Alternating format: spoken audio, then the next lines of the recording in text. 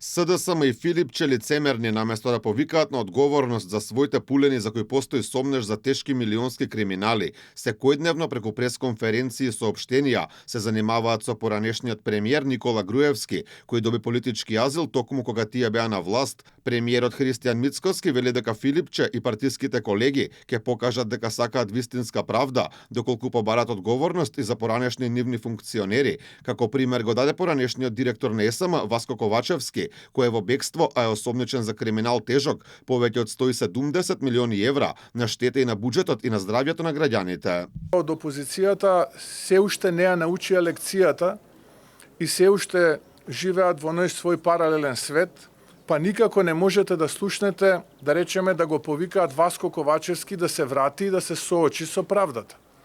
И се чудам зошто во нивните пресконференции, доколку сакаат и пледираат да бидат реална алтернатива на оваа влада, не можете да го сретнете името на Васко Ковачевски и да го повикаат исто така да се врати и да се соочи со правдата.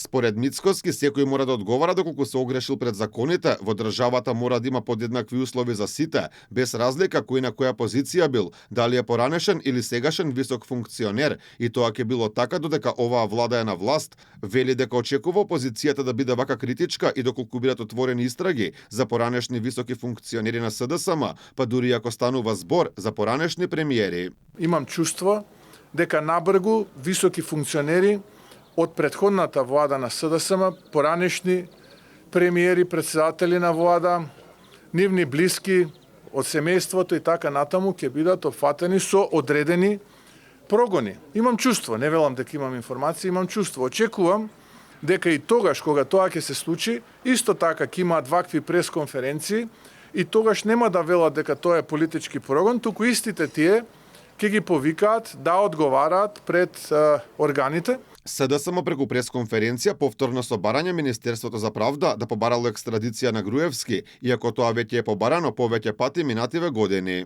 По најновата изјава на нивниот премиер на Унгарија, Петер Маѓар, дека Унгарија повеќе нема да биде оаза на пребегнати криминалци, сакам да упатам директна порака до Министерството за правда.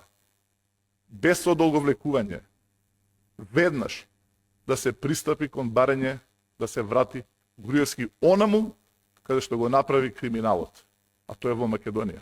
Инаку Васко Ковачевски осомничен во два случаи, еден за злоупотреби од 6,5 милиони евра со јавни набавки во електраните на Македонија, а вториот со набавка на мазут, сомнежи за криминал вреден 170 милиони евра. Груевски во 2018 година од Унгарија доби азил како жртва на политички прогон во државава во период кога владеја СДСМ и ДУИ. Околу повиците да побарат екстрадиција на Груевски, од Министерството за правда соопштија дека од судските органи и обвинителствата ќе ги побараат потребните списи за сите предмети поврзани со него и откако ќе ги добијат, ќе постапеле согласно позитивните законски норми.